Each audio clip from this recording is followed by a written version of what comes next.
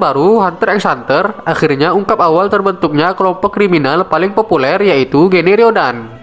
Dalam chapter tersebut terungkap bagaimana sebuah kelompok teater kecil berkembang menjadi sebuah kelompok kriminal besar dan berbahaya.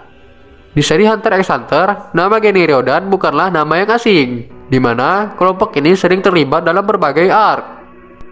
Meskipun sudah sering muncul dan menjadi villain utama di beberapa cerita, namun para fans tentunya masih belum mengetahui banyak tentang bagaimana kelompok ini bisa terbentuk. Togashi Sensei pun akhirnya memberikan informasi mengenai hal ini dalam chapter 396 kemarin. Lalu seperti apa awal mula terbentuknya Generiodon? Apa itu Generiodon? Generiodon merupakan sebuah organisasi kriminal yang berisi para pencuri dan menjadi antagonis utama di arc Yacht New City. Mereka semua merupakan para pencuri dan buronan kelas A. Sebagian dari mereka berasal dari Meteor City. Generiodon dipimpin oleh Chrollo Lucifer dan berisi kurang lebih 13 anggota. Masing-masing anggota akan memiliki tato laba-laba dan angka mulai dari 1 sampai 12. Organisasi kriminal ini pada arc Yacht New City memiliki misi utama, yaitu mencuri sebanyak-banyaknya barang berharga pada saat pelelangan terbesar yang digelar di kota Yacht New City. Mereka juga dikenal tidak memiliki empati atau simpati terhadap nyawa manusia akibat sifat natural mereka yang merupakan kriminal berdarah dingin. Karena organisasi ini hanya menerima 13 orang, siapapun anggota baru yang ingin bergabung harus terlebih dahulu menunggu anggota yang sudah ada untuk mati. Masing-masing anggota Generiodon alias laba-laba merupakan seorang yang sangat kuat. Mereka terkenal karena kemampuan Nen yang luar biasa.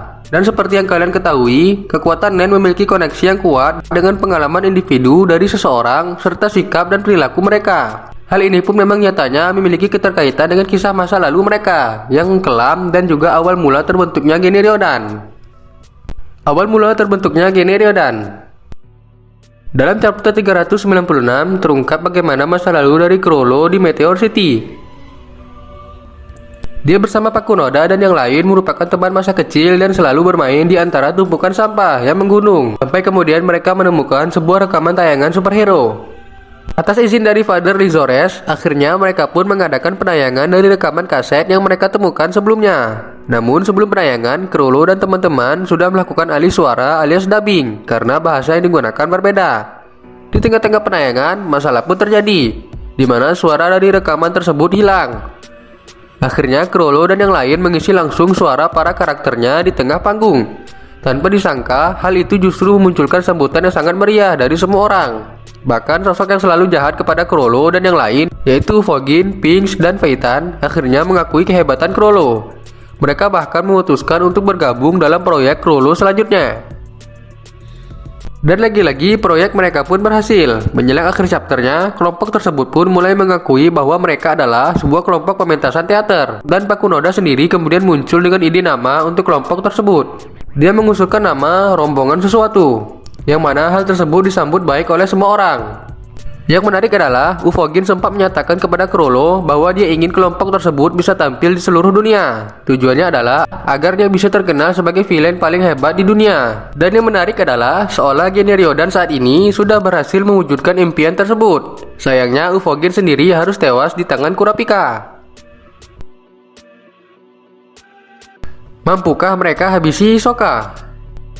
Dalam arc Succession Contest yang masih berlangsung sampai saat ini, laba-laba masih berusaha untuk mencari sosok Hisoka yang sekarang menjadi buronan mereka.